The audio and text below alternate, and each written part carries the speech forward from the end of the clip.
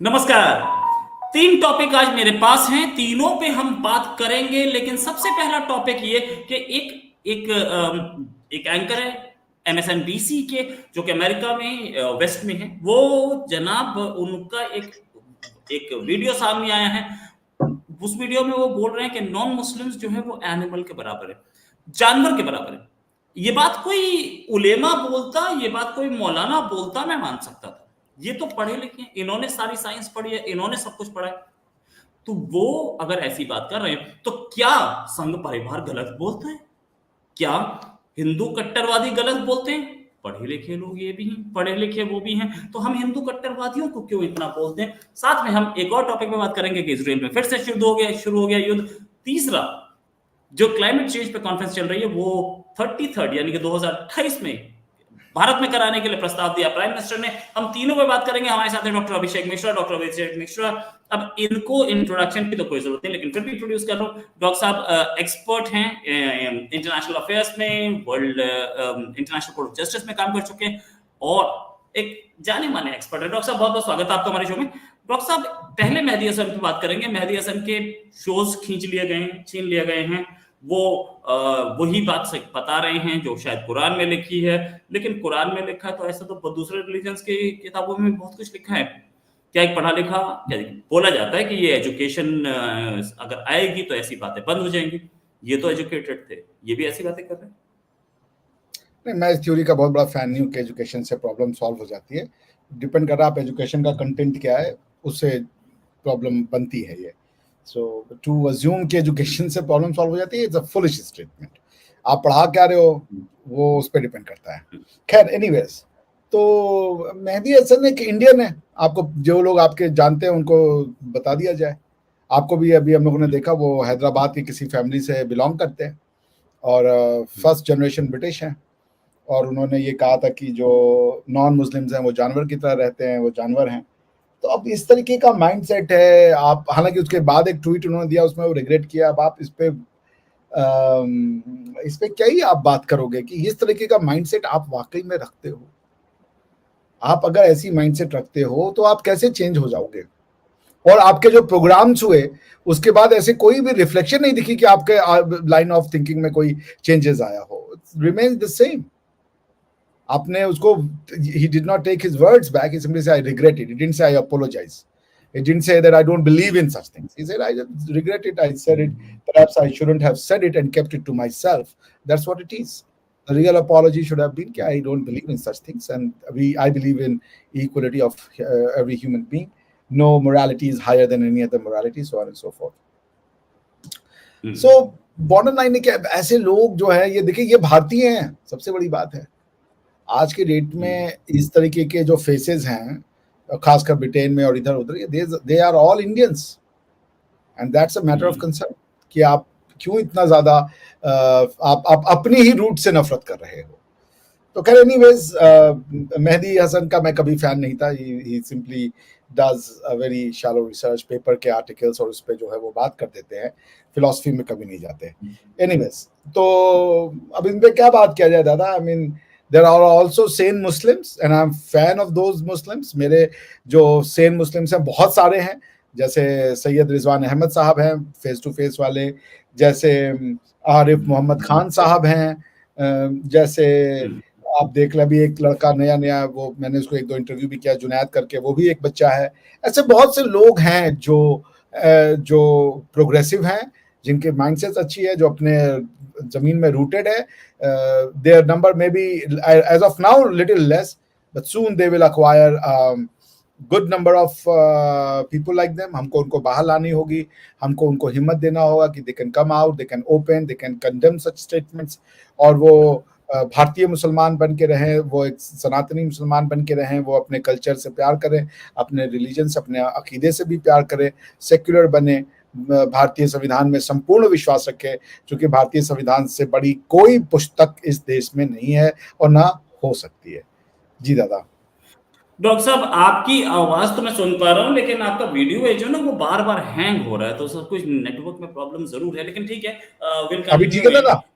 एक चीज मतलब वीडियो हैंग हो रहा है, आवाज तो आपकी कंटिन्यूसली आ रही है, हम आपकी बात आपको सुन पा रहे हैं, लेकिन वीडियो थोड़ा थोड़ा हैंग हो रहा है। ठीक है, नेटवर्क की प्रॉब्लम है, नो डाउट अबाउट इट। ये चीज भी समझने वाली है कि अगर कोई और ऐसा बोलता, अगर नुपुर शर्मा ने जो बोला वो ब्लास्फेमी थी, माफ, रिग्रेट तो नुपुर शर्मा ने भी किया ना, लेकिन उसको तो माफ नहीं किया गया आज तक।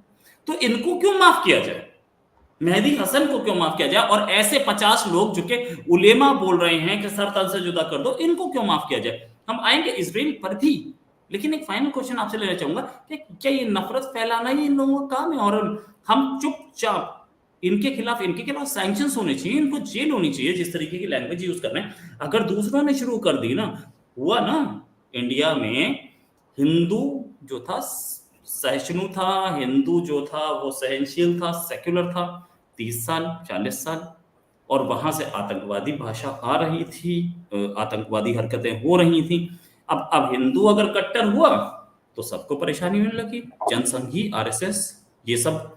और जो मुस्लिम एक्सट्रीमिज्म की बात करें, जो ये बोले कि नहीं जी हमारा रिलीजन अब से, जो ये बोले कि हम वंदे मातरम नहीं बोलेंगे, उसको अलकायदा का क्यों ना बोला जाए। अगर आप, जो आदमी हिंदू धर्म के फेवर में बात करता है उसको अगर आरएसएस का जनसंघी बोलते हैं आप, तो जो ये बोलता है कि हम वंदे मातरम नहीं बोलेंगे, उसको अलकायदा का क्यों ना बोला जाए, कोई रीजन। देखिए दादा, मैं आपकी फीलिंग्स को समझता हूँ, बट स्टेटमेंट से मैं इसलिए एग्री नहीं करता क्योंकि हमारे मॉरल वैल्यूज दूसरे हैं। हम दूसरे के मॉरल वैल्यूज पे नहीं जा सकते और उसको अपना मॉरल वैल्यू बनाने की गलती नहीं कर सकते। I know it's a very counter intuitive thing, but मेरी मॉरल वैल्यू एकम सत बहुधा विप्राह वदंती की ही रहेगी। हमें इस आइडियोलॉजी से लड़ना तो है, मगर उसके जो तरीका होगा वो एक मोर तार्किक तरीका होगा, क्योंकि ये थॉट प्रोसेस बहुत डीपली इम्बेडेड है। तो अब आपको देख लीजिए कि अगर आप नुपुर शर्मा ने कुछ कहा तो उसकी फैक्चुअल वेरिफिकेशन नहीं होगी, उनको कंट्रोवर्शियल और पता नहीं क्या क्या कह दिया जाएगा। लेकिन अगर कोई और वो करता है इस तरीके का स्टेटमेंट तो उसको बकायदा प्लेटफॉर्म दिया जाएगा, उसको बकायदा वो दिया जाएगा। जैसे आप देख लें, मुनव्वर फारूकी ने एक शो किया था जिसमें उसने मजाक उड़ाया, उसके अगेंस्ट में पुलिस केस हुआ, लेकिन उसका कॉन्सिक्वेंस क्या हुआ, he was made the star. उसको बिग बॉस में जगह दी गई, उसको दूसरी जगह पे जगह दी गई, लेकिन नुपुर शर्मा जी छिपते छिपते फर रही हैं। This is a distinction. अब इस डिस्टिंक्शन को कैसे चेंज करना है, मेरे हिसाब से एक तरीका ये कि हम उनकी तरह बन जाए, विच आई डोंट अप्रूव, जो जावेद अख्तर भी कहते हैं। मेरा ये है कि आपको आर्ग्यूमेंट करना पड़ेगा, उनके स्कूलों कॉलेजों में जाना पड़ेगा, ये हमारे ही बच्चे हैं, इनको बताना होगा ये कौन है, इनका इतिहास क्या है, और ये कैसे दोनों आइडियोलॉजी को वो दोनों के साथ रह सकते हैं। जैसे इस्लाम एक आइडियोलॉजी तो सेंट्रल एशिया में भी है, लेकिन अब उसने दूसरा फॉर्म ले लिया है। अरब स्टेट भी अब इसको रिफॉर्म करने की कोशिश कर रहे हैं। So we have to, because देखिए ये चला तो नहीं जाएगा ना। No, if an ideology has taken the shape of 1.2 billion, तो ये जाएंगे तो नहीं ना, ये हमारे बीच में रहेंगे, हमारे भाई लोग रहेंगे। Therefore, I would simply say that ये सारे के सारे लोग हमारे हैं, हमें इनसे बात करने की जरूरत है, हमें इनके जैसा स्टेटमेंट देने की बेवकूफ़ी भरे जरूरत नहीं है। We talk to them, we make them understand कि भैया तुम्हारी आइडेंटिटी कौन है, तुम कौन हो, और अपने आप से नफरत करके तुम कोई बड़ा तीर नहीं मार रहे हो, दुनिया में कोई इज्जत नहीं होगी तुम्हारी। जी, दैट इज व्हाट आई। ये नहीं बोल रहा था, मैं कोई नफरत नहीं फैला रहा था, मैं सिंपल बोल रहा था नहीं, मैंने ये नहीं कहा आप नफरत चला रहे थे, मैं कह रहा था आप बिल्कुल सही कह रहे हैं, but as a professor I see it this way. I didn't never mean that you were saying anything. मैं ये कह रहा था कि पैरिटी होनी चाहिए। पैरिटी होनी चाहिए मतलब जो एक हिंदू के साथ हुआ है वो एक मुस्लिम के साथ होना चाहिए। अगर जितना सोशली बॉयकॉट नुपुर शर्मा को किया गया है, जितना बॉयकॉट नुपुर शर्मा का किया गया पार्टी में, उतना ही क्यों मुस्लिम के साथ नहीं होता? उसकी सोसाइटी क्यों बाइकआउट नहीं करती है उसको? कितने हिंदू आज नुपुर शर्मा के साथ खड़े हैं, कितने मुसलमान आज जुबैर के साथ खड़े हैं, कितने मुसलमान आज उनके साथ खड़े हैं जो ऐसी लैंग्वेज यूज करते हैं। क्या आपको फर्क नहीं नजर आता दोनों आइडियोलॉजीज में? फर्क है, उसको तरीका वही है कि we have to lead our people towards secularisation. उनको बताना पड़ेगा। अभी उनको ये है कि दे विल से कि मेरी एक बुक में से दूसरी बुक जो है वो रिलीजियस बुक सुप्रीम है। अब ये हमारा आपका टास्क है कि उनको इस बात पे कन्विंस कराएं कि आपकी रिलीजियस बुक आपके साथ रहेगी, मगर वो सुप्रीम नहीं होगी, सुप्रीम कॉन्स्टिट्यूशन ऑफ इंडिया होगा। ये हमें कम्युनिकेट करना है। इसके लिए जो आप तरीका ठीक समझे, हर किसी का अपना तरीका है, but the bottom line is that the goal we have to reach is that the supreme law of the land is the Constitution of India, then the laws of the parliament. 76 years हुए constitution 1950 और लगे हुए हो गए 73 years में नहीं समझा पाए हम लोग। 73 years, on the contrary 73 years में तो और दूसरी आइडियोलॉजी ने दूसरा फॉर्म ले लिया था, उसको सेक्युलरिज्म के नाम पे कुछ और बताया गया, उनको सही बातें नहीं बताई गई, ये सच्चाई है। उनको पर्सनल लॉ का बेनिफिट दिया गया, बहुत सी गड़बड़ चीजें हुई हैं, we need to correct it, but I am saying is that कि जो यस धनंजय जी जो कह रहे हैं संविधान सर्वोपरि, ये उनको सिखाना होगा, ये बातें हमको कम्युनिकेट करनी होंगी, we have to talk them out. Doctor साहब, मेरे को किसी ने नहीं बताया था कि संविधान सर्वोपरि है, मुझे किसी ने नहीं बताया था, मैं भी उसी स्कूल में पढ़ा हूं जिस स्कूल में बाकी सब पढ़े थे, मैं भी उसी सीबीएसई से पढ़ा हूं, आप भी उसी सीबीएसई से पढ़े हैं जिसमें बाकी सब यूपी बोर्ड आपको क्या किसी, चलिए ठीक है यूपी बोर्ड से सही, यूपी बोर्ड तो और भी टफ है सीबीएसई से, वहां तो 60% पे टॉप हो जाता है, ठीक है। तो ये कहने वाली बात है कि आप भी उसी से पढ़े, मैं भी उसी से पढ़ा हूं। जब मुझे बोला गया कि संविधान सर्वोपरि है आपके लिए, तो उन्हें भी बताया गया होगा या उन्हें पता होना चाहिए था, नहीं पता है। नहीं, उनके घर में उनको ये नहीं बताया गया ना दादा, आप तंग से बोलते हैं।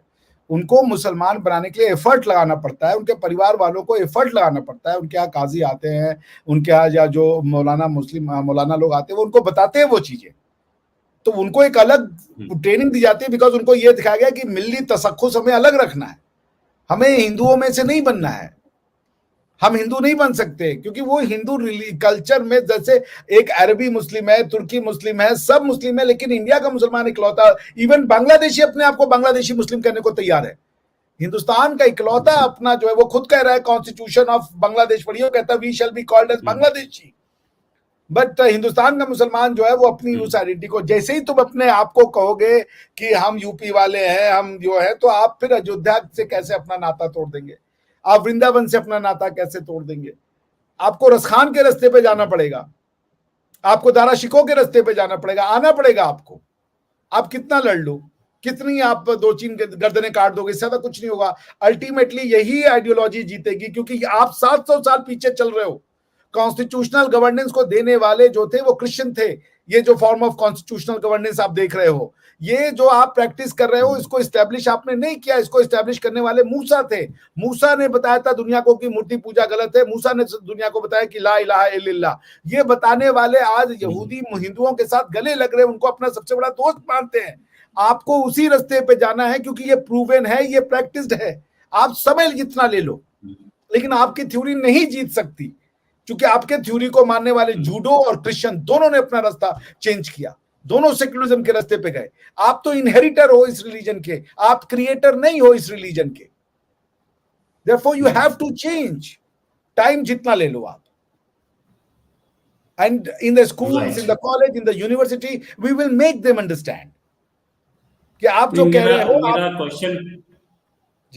मेरा क्वेश्चन ये था कि जब हम 75 साल में नहीं समझा पाए कि कॉन्स्टिट्यूशन सर्वोपरि है, तो इनके घर में जाकर के क्यों समझाया जाता है, पहली चीज। दूसरी चीज ये कि अगर घर में कोई मौलाना जाके समझा भी रहा है कि अपने रीजन को पहले मानिए, कॉन्स्टिट्यूशन को बाद में मानिए, तो हमें उनके खिलाफ एक्शन लेना जरूरी है। ये जहां पे भी हमें दिखे, वहीं पे जिसने बताया कि मुझे इस आदमी ने बोला है, उस आदमी को अरेस्ट करना चाहिए। बिल्कुल, इसकी अरेस्ट तो एक एक्सट्रीम फॉर्म ऑफ जाएगा, आप फ्रीडम ऑफ रिलीजन देते हैं। Government has failed miserably in the past 75 years to curtail this. I will not go to that. क्योंकि गवर्नमेंट्स जो थी, क्योंकि उस जमाने की जो गवर्नमेंट्स थी वो ये बोलती थी कि नहीं, जब तक ये हिंदू मुस्लिम लड़ेंगे नहीं तब तक हमें वोट मिलेगी नहीं, इसलिए ये प्रोपगेट किया गया। अब आके हम लोग बात करते हैं इस इशू को छोड़ के, क्योंकि मैं इसमें बहुत कभी बात करेंगे। अच्छा इशू है, दो अलग अलग वो हो सकते हैं। मैं चूंकि प्रोफेसर हूं तो उस दृष्टिकोण से देखता हूं लॉ का, और आप एक जर्नलिस्ट हैं तो आप उस दृष्टिकोण से देखते हैं, मगर we can discuss it again some other time. जी दादा, अगला प्रश्न। मैं बिल्कुल इस पे लंबी बहस के लिए तैयार हूं, लेकिन हाँ अब आगे बात करते हैं। क्योंकि हमारे और आपके दादा, एक बात बोलूंगा, हमारे और आपके तरीके में अंतर है, हमारे आपके गोल में अंतर नहीं है। बात आप जो कह रहे हैं वही मैं भी कह रहा हूं, बस ये कि उसका तरीके में अंतर है, दैट्स इट। सो आप पूरी को चलिए पराठा ये कह भी लें या बढ़िया, पराठे को ठीक है। पूरी कह लें। राइट, राइट, राइट, ठीक है, चलिए ये भी सही है, लेकिन हाँ ये जरूरी है कि मैं सब वो बात करूं जो जायज हो, ठीक है। अब आगे बात कर लेते हैं ये चीज के इसराइल में भी, मतलब एक चीज और मैं बोलना चाहता कि ये प्रॉब्लम कि इंडिया में जो बोला जाता है कि संविधान सर्वोपरि है, लेकिन एक पर्टिकुलर कम्युनिटी उसे मानने के लिए तैयार नहीं है। वो ये मानती है कि हमारा हमारा रिलीजन संविधान से ऊपर है। ये चीज सिर्फ इंडिया में नहीं है, मेहदी हसन से पता चल रहा है कि ये पूरी वर्ल्ड में टेंडेंसी है, और इसी वजह से पूरी वर्ल्ड में एंटी मुस्लिम जो लीडर्स हैं वो इलेक्ट होके आ रहे हैं। ट्रंप आया था, नीदरलैंड्स में आया, जापान में आएंगे, बहुत सारी जगह पे ये सब चल रहा है, पूरे यूरोप में हम देख रहे हैं। तो ये इस चीज के लिए अगर कोई ब्लेम करना चाहे तो ब्लेम करे मुस्लिम्स को, ब्लेम करे उन लोगों को जो कि पहले तो ऐसी बातें करते हैं, फिर उसके बाद सीखते हैं कि इस्लामोफोबिया हो रहा है। ये दो चीजें साथ नहीं चल सकती। डॉक्टर साहब आगे मैं आपसे कमेंट लूंगा कि इजराइल में भी यही चीज हुई थी, और इस्लाम के नाम पे जो जो नंगा नाच मचाया गया और कत्लेआम किया गया वो भी हमने देखा। फिर उसके बाद सीज फायर की गई, सारे होस्टेज नहीं छोड़े गए, आज सीज फायर टूटी, फिर से लड़ाई शुरू हो गई। क्या पोजीशन है वहां की? देखिए, इजराइल ने तो कभी भी नहीं कहा था कि ये एक सीज फायर है, इट वाज अ ट्रूस। हालांकि लीगल अंतर है, वैसे बात आप सही करें, थोड़ा देर हॉल्ट दिया गया था, सीज फायर तो नहीं था। और उन्होंने कहा कि हमास ने जो अपने प्रोमिस किए थे वो तोड़ दिए हैं, और हम जो है वो we are again going in. देखिए दादा, ठीक है, इजराइल जो कर रहा है वो करे, लेकिन आपको कुछ चीजों में और हमें एज अ बैलेंस जो टॉक है, कुछ चीजों में इजराइल ने गड़बड़ की हुई है, इजराइल को भी करेक्शन की जरूरत है। आप जितना मारोगे वो उतना फंडामेंटलिज्म बढ़ेगा, उसका सोल्यूशन तो आपको कुछ ढूंढना पड़ेगा। अब आप जैसे देखिए, कल जनरल असेंबली, मैं जो कह रहा हूं ये लोग मुझसे सहमत नहीं करेंगे, और मैं ऐसा नहीं कि मैं इजराइल के साथ नहीं हूं, मैं इजराइल के साथ बिल्कुल खड़ा हूं, और मैं इजराइल के एक्शन को भी जस्टिफाई कर रहा हूं, मगर there has to have a balance. और वो बैलेंस मैं बस इतना कह रहा हूं दादा कि गोलान हाइट्स को आपने कब्जा किया सीरिया के, आपने दूसरी चीजों को कब्जा किया सीरिया के, आपको चीजें रिजॉल्व करनी चाहिए अब। और आपकी खुद की सुप्रीम कोर्ट कहती है, क्योंकि हम इजरायली सुप्रीम कोर्ट से तो बड़े नहीं हो सकते ना, सुप्रीम कोर्ट कहती है कि there are some of the places which we have occupied and annexed. So ये चीजों को थोड़ा सॉर्ट आउट करना पड़ेगा। हमको इजराइल के साथ खड़े रहना है, but at the same time हमें मिडिल ईस्ट के साथ भी खड़ा होना है, बिकॉज हमारे स्ट्रेटेजिक इंटरेस्ट हैं। हम कंप्लीटली इजराइल के साथ खड़े होगा। आज वेस्ट ने देखिए क्या किया, आज वेस्ट ने पन्नू के अगेंस्ट में हमारे खिलाफ कार्रवाई शुरू कर दी। ये जो हेनरी किसिंजर था ये भी एक जू था, लेकिन he was rabid anti Indian.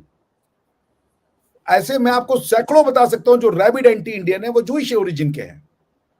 इसलिए एकदम आंध जो है, अगर हम जाएंगे बिना एनालिसिस के, तो we will be in finding ourselves in problem. ये ब्लिंकन की पॉलिसी है जो आज आपने पन्नू के फॉर्म में देखी है, क्योंकि ब्लिंकन देखते हैं इन चीजों को। तो उन्होंने, अब ब्लिंकन बताए इंडिया को ना कि तुम्हारा target is assassination, American interest है, और यही डबल स्टैंडर्ड की बात हो रही है। तो फिर तुम कहोगे कि वो भाई है, हमने अगर रशिया से ऑयल लिया, हमने कोई डबल वो नहीं दिखाया, डबल जिसे कह लिए फेस। हम तो बात सिंपल से ये कह रहे थे कि भाई हमारा वहां फायदा है, वहां से लेंगे। हमने कोई दो रूल नहीं लगाया कि एक के लिए कुछ सेट ऑफ रूल, दूसरे के लिए कुछ सेट ऑफ रूल। पन्नू अगर हमारी सिक्योरिटी, नेशनल सिक्योरिटी और उसके लिए खतरा है, वो आतंकवादी हमले की वो करता है, तो आप उसको freedom of speech and expression देकर के आप उसको प्रोटेक्शन दोगे, डिप्लोमेटिक प्रोटेक्शन दोगे उसको आप। भाई, why should India invest $100,000 to get him liquidated? Why don't you take legal action, prosecute him, send him behind the bars? कि वो दो friendly, absolute freedom of speech and expression तो नहीं होगी ना। फ्रेंडली रिलेशंस को वो आदमी तबाह हो बर्बाद कर रहा है। इस पन्नू सो इंपॉर्टेंट कि अमेरिका इज रेडी टू, ये क्या एंथनी ब्लिंकन को समझ में नहीं आ रहा है। इंडिया ने इजराइल के लिए, मोदी जी ने आउट ऑफ द वे जाके इजराइल के लिए हेल्प किया। अगर जो लोग समझते कि वो हमको और मोदी जी को ज्यादा समझ रहे, तो आप मोदी जी को कहिए, कल परसों जो United nation general assembly resolution pass हुआ है जिसमें इजराइल को फिर से कहा गया कि गोलान हाइट्स को छोड़ो, उसमें इंडिया ने फेवर में वोट किया इजराइल के। एनालिसिस को बिल्कुल सही, बिल्कुल सही पॉइंट कह रहा हूं आपको, we have to balance. Middle East से डरने की जरूरत नहीं है, मिडिल ईस्ट को भी हमें आंख में आंख दिखाने की जरूरत है। We have to call spade a spade, क्योंकि वो भी नुपुर शर्मा के केस में खड़े हो गए थे। तो उनके भगवान की बुराई तो बुराई, हमारे भगवान की बुराई बुराई, ये नहीं चलेगा क्योंकि आप जो है जाकिर नायक को होस्ट करो, ये भी नहीं चलेगा। तो हम इजराइल के साथ खड़े होंगे, हम freedom of speech and expression के साथ खड़े होंगे, हम खड़े होंगे जो है क्या नाम है टेररिज्म के अगेंस्ट में। हम ये मानते हैं कि 7 जुलाई को जो 7 अक्टूबर को जो इजराइल पे हमला हुआ वो एक हीनियस टेररिज्म था। लेकिन सारी दुनिया में ये इजराइल, देखिए ये जो व्हाइट एस्किंजाई जूस हैं, इनको इतना इजी मत लीजिए आप, ये यूरोपियन माइंडसेट से आए। तो मैं आपसे फिर कह रहा हूं कि जरा आप एक काम कीजिए, जरा इजराइल का एक वो जाके देखिए कि इजरायलीज, नॉर्मल इजराइल इंडिया के बारे में क्या सोचता है, आपको सारी रियलिटी पता चल जाएगी। यूट्यूब पे ऐसे कई वीडियो है जिसमें कि आप एक नॉर्मल आदमी पूछता है इजरायलियों से कि इंडिया के बारे में क्या सोचता है, वो क्या सोचते हैं इंडिया के बारे में, आपको वो बता देंगे। ये व्हाइट नेशनलिस्ट है, और ठीक है, हमें इसका साथ देना चाहिए, हमें उनसे फायदा होता है क्योंकि उनको भी हमसे फायदा होता है। लेकिन ये ऐसे हैं दादा कि मैं आपको बता रहा हूँ, नॉट बिकॉज एनीथिंग, बिकॉज यही मैं आप हेनरी किसिंजर सारी जिंदगी एंटी इंडिया रहा। चाइना को इंडिया के अगेंस्ट में खड़ा करने का काम हेनरी किसिंजर ने कहा। आज चाइना हमारे लिए एक वो बना हुआ है। कुड यू डाउन पे हेनरी किसिंजर ने इंदिरा गांधी को बिच कहा था जब उन्होंने पाकिस्तान को हराया था। तो Right, it's not right. that easy now. Let's not get swayed. नहीं, मैं I am not getting swayed, but the fact remains कि ये चीजें अगर इंडिया भी अपनी एक्सटर्नल अफेयर्स पॉलिसी को या फॉरेन पॉलिसी को वेहेमेंटली दे और सबके सामने रखे, हम why should we always compromise? हम ही क्यों कॉम्प्रोमाइज करें हर बार? मैं ये हमें ऐसा लग रहा है कि हम कॉम्प्रोमाइज करें, हम कॉम्प्रोमाइज नहीं कर रहे हैं। मोदी जी ने दिखा दिया क्या होती है डेफ्ट फॉरेन पॉलिसी। इजराइल के साथ भी खड़े हुए, और जब जो जहां सही का, उन्होंने धर्म का काम किया, उन्होंने धर्म का साथ दिया। गोलान हाइट्स इजराइल को छोड़ना चाहिए, गोलान हाइट्स नहीं छोड़े वो आज तक, बल्कि एनेक्स कर लिया। हम नहीं मानते इस टेरिटरी को, जैसे हम कहते हैं पाकिस्तान का कब्जे में जो पीओजेके वो हमारा है, वो उनको छोड़ना चाहिए, वही काम इजराइल ने किया। जॉर्डन उनका नहीं था, अरे सॉरी, ये सीरिया का वो पार्ट उनका नहीं था। तो हम अपने इंटरेस्ट क्यों करें? हमको भी मिडिल ईस्ट में से अपना काम निकलाना है भाई। सो पॉइंट हम ये कह रहे हैं, जहां जरूरत हो उसके हिसाब से। 7 अक्टूबर टेररिस्ट अटैक, हमास टेररिस्ट है, बात खत्म। इजराइल को राइट टू सेल्फ डिफेंस है। हाँ, प्रोपोर्शनेट कितना है इसमें इजराइल को अब सोचना चाहिए। दूसरी चीज कि हम ये भी कहते हैं कि इजराइल ने ऑक्यूपाई किए हैं मिडिल ईस्ट के कई लैंड को, और वो ये भी एक धार्मिक बात है। जी दादा। राइट। एक और चीज मैं आपसे क्वेश्चन पूछना चाहता था, फाइनल है कि फाइनल क्वेश्चन है कि प्राइम मिनिस्टर ने बोला कि 2028 में COP जो भी चल रहा है, अभी COP 33 चल रहा है, हम COP 28 में अपने कंट्री में COP 28 चल रहा है, वो 33 है। COP 28 चल रहा है, वो 33वां हम अपने कंट्री में करना चाहते हैं। कैसे इसको देखते हैं आप? फाइनल क्वेश्चन, अगले कुछ इसके बाद फाइंड अप कर रहे हैं। दादा, मोदी जी, देखिए, भारत का सौभाग्य है कि मोदी जी मिले हैं, ठीक है ना। मोदी जी भारत के लिए एक वरदान के रूप में आए हैं, क्योंकि लीडरशिप की हमें बहुत आवश्यकता थी, जो भारत की बात करे, जो भारत को भारत के चश्मे से देखे, भारत को यूरोप के चश्मे से ना देखे। और मैं इसलिए मोदी जी का बहुत बड़ा फैन हूँ कि मोदी जी ने एक धार्मिक भारतीय राजनीति क्या होती है, फॉरेन पॉलिसी का धर्म क्या हो सकता है, ये उन्होंने दुनिया को दिखाया है। उन्होंने भारत की इंटरेस्ट को सही तरीके से रखा, उन्होंने भारत की बात को सही तरीके से रखा। वो बैलेंस करते हैं, वो सबका साथ देते हैं। जो उनका ये जो उनका चुनावी बिगल है, सबका साथ, सबका विकास, सबका प्रयास, ये वाकई में वो उसको निभाते हैं, चाहे वो डोमेस्टिक फ्रंट पे हो, चाहे वो इंटरनेशनल फ्रंट पे हो। He is truly the showman of India. तो वो मेक इन इंडिया का उनका सक्सेस हमारे आपके सामने है। आज LCA को 97 फ्लाइट्स का ऑर्डर इंडियन एयरफोर्स ने दिया HAL को, तो वो पैसा अब हमारे देश में ही रहा ना, हमारी इकोनॉमी बनी ना। यही आप देते दुनिया में बाहर को, उन्होंने कस दिया टांग के बनाओ ऐसा LCA जो दुनिया के बाकी फाइटर जो लाइट एयरक्राफ्ट है, लाइट कॉम्बैट एयरक्राफ्ट है, उसके बराबर का हो, लोगों ने बनाया। वरना ये तो 2000 पता नहीं 2010 या 11 या 8 में कब का ये प्रोग्राम शुरू हुआ था, 4 में या 1998 में, अटल बिहारी वाजपेयी से भी पहले की बात है। ये इतना डिले होते होते यहाँ तक आया। मोदी जी जो है वो भारत की बात बहुत इफेक्टिवली रहते हैं, भारत को दुनिया में वो शोकेस करना चाहते हैं, वो भारत को वाकई में विश्व गुरु बनाना चाहते हैं, वो वाकई में भारत को शोकेस करना चाहते हैं इंडिया में। तो जैसे वर्ल्ड कप फुटबॉल ऑर्गेनाइज कराने की बात, या सॉरी ओलंपिक को ऑर्गेनाइज कराने की बात हो, फिर अभी देखिए कॉप को ऑर्गेनाइज कराने की बात हो, वो भारत के ऊपर लगा ये ठप्पा कि हम डेवलपिंग है वो हटाना चाहते हैं, और मैं मोदी जी के साथ खड़ा हूं। He is truly a visionary man. There is no better. We cannot have any better prime minister at this juncture. जो लोग कहते हैं ना कि ये टीना है क्या, there is no other option. They are useless people. Even there were 200,000 options, I would have gone for Modi, because Modi is not just the leader. The man is a chosen one. Modi अवतार हैं, जिसको आप अगर हम biblical भाषा में कहें तो हम कहेंगे he is a chosen one, और अगर हम उसको अपनी भाषा में कहें तो हम कहेंगे वो एक अवतार है। ट्रूली व्हाट इज इंडियन धर्म, उसको वो बताते हैं जी। बिल्कुल सही।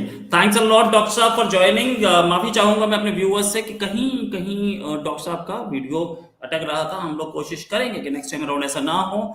Thanks a lot for joining, और जल्दी एक डिस्कशन और करेंगे। अभी के लिए नमस्कार, धन्यवाद, जय हिंद, वंदे मातरम। वंदे मातरम दादा।